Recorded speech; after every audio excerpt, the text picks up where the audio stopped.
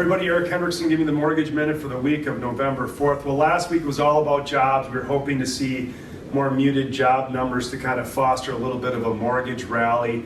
And in some cases we did. The non-farm payroll report on Friday came out. It actually only showed 12,000 jobs. They were expecting, over 100,000. So, that should have set off a little bit of a mortgage rally.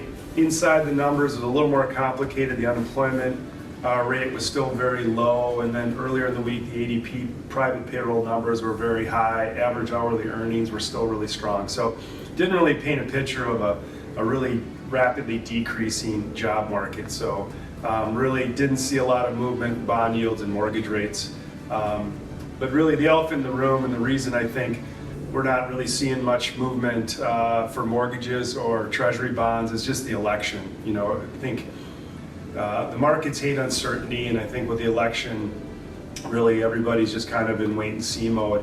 Once we get past it, regardless of who wins, I do think there's a more clear path for mortgage rates and hopefully a little bit of a downward movement. So stay tuned for that. But then also almost lost in the noise is a Federal Reserve meeting towards the end of this week. It's widely expected they're going to cut the Fed funds rate another 25 basis points. So don't get too excited about that. It's pretty much already priced into mortgage rates right now.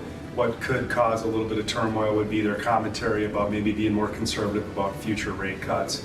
If they just stick to their normal script, I would see it be pretty much a non-event. So really it's just kind of surviving the election and seeing where we go from there. So keep your seatbelt buckled, and we'll keep watching.